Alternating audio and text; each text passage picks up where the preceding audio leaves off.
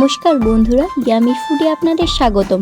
কেমন আছেন আপনারা সবাই? আশা করছি ভালো আছেন, আমিও ভালো আছি। আজকে বানাবো একদম আলাদা রকমের একটা chicken recipe, Kashmiri chicken recipe. রুটি বা ভাতের সাথে একদম পারফেক্ট রেসিপি। চলো শুরু করি।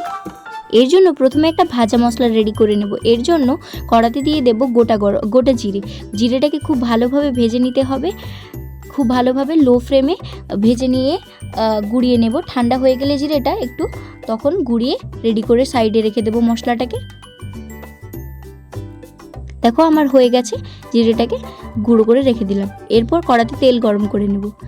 তেলটা খুব ভালোভাবে গরম হয়ে গেলে ওর মধ্যে দিয়ে দেবো রসুন বাটা এবং আদা বাটা। রসুন বাটা এবং আদা বাটাটাকে খুব ভালোভাবে ভেজে নিতে হবে। দেখো খুব ভালোভাবে ভাজা হয়ে গেছে। এরপর চিকেনগুলো দিয়ে দেবো। চিকেনগুলোকে খুব ভালোভাবে ধুয়ে পরিষ্কার করে নিয়েছিলাম। চিকেনটাকে লো হিটে খুব ভালোভাবে কষিয়ে নিতে হবে।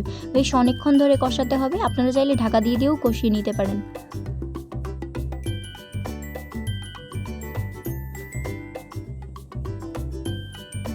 আর কোনো জল অ্যাড করব না। এই চিকেনটার থেকে যা জল বেরোবে তার থেকেই আমাদের চিকেনটা সেদ্ধ হয়ে যাবে। এরপর দিয়ে দেবো কাঁচা পেঁয়াজ কুচি আর সামান্য নুন দিয়ে খুব ভালোভাবে সব কিছু মিক্স করে নেব, দিয়ে কষিয়ে নেব। পেঁয়াজটাকে খুব ভালোভাবে মাংসের সাথে মিশিয়ে নিয়ে কষিয়ে নিতে হবে। আর এখনও কোনো জল অ্যাড করব না। ওই চিকেন থেকেই যা জল বেরোবে তাতেই আমার চিকেনটা সেদ্ধ হয়ে যাবে। এরপর দিয়ে দেবো কয়েকটা গোটা কাঁচা লঙ্কাটা চিড়ে দিয়েছি আমি, আপনারা চাইলে কুচি করেও দিতে পারেন। এরপর দিয়ে দেবো আগে থেকে নুন হলুদ দিয়ে ভেজে রাখা আলু। আপনারা আলুটাকে স্কিপ করতে পারেন। এরপর দিয়ে দেবো একটু বড় বড় করে কাটা টমেটোটাকেও খুব ভালোভাবে সব কিছু ভালোভাবে মিশিয়ে নিয়ে ভালোভাবে কষিয়ে নিতে হবে।